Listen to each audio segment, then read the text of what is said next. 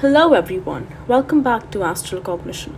Today we are going to be talking about what creativity means and what it can look like. There are far too many misconceptions about creativity and creators. So in this video, we want to redefine creativity and what it means to be a creator. What kinds of activities are creative? Too often society associates creativity with art. The dictionary entry for creativity states the use of the imagination or original ideas, especially in the production of an artistic work. So it's easy to mistake creativity to just apply to the arts. While the arts certainly are creative, they aren't the only way to display creativity. If we think about the definition a little more, we can see that it says, especially in the production of an artistic work. This implies that the arts is just a portion of the whole. So then, where else can we find creativity? Creativity happens in many research and development teams. R&D teams in pharmaceutical corporations have to find the right combination of chemicals that cure a given illness. They can also find ways to make existing drugs more creative and effective in a more pleasant experience for the consumer. There is no instructional guide to do any of this. So R&D teams are creating something new and valuable from scratch.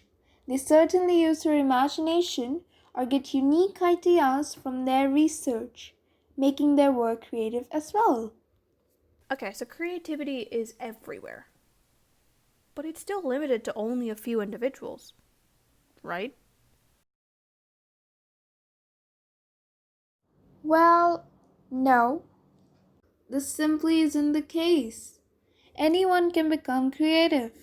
While some studies have certainly shown that there is a link between genetics and creative expression, scientists have also found that creativity can indeed be nurtured. In children, unstructured play and even watching someone else be creative can boost their own creativity. Furthermore, it's likely that those creative genes are essentially one's capacity to become creative, not whether or not you can be creative. Often, creativity is perceived as a skill that you either have or don't. People often think that some are just born with the ability to become creative, and if you aren't really born with it, you can't be creative. But with the right environment, these studies show that any individual can become creative. All it takes is a little less structure and a little more chaos. Well, then why are almost all creators with a mental illness of some kind? Although studies show that people with mental illnesses are more likely to express themselves via creative means, it's also a possibility that the creator pool is just reflecting the rise in the number of people experiencing mental illnesses. And as society becomes more open towards the reality of mental illnesses, creators can feel more at ease sharing their inner lives with their audiences. Creativity often comes from a place of dissatisfaction, so those with mental illnesses may be more likely to become dissatisfied with their lives and, as such, become a creator. But that doesn't mean that if you don't have a mental illness that you aren't creative. It just shows that contentment in one's life stifles creative thinking and, as such, prevents one from becoming a creator.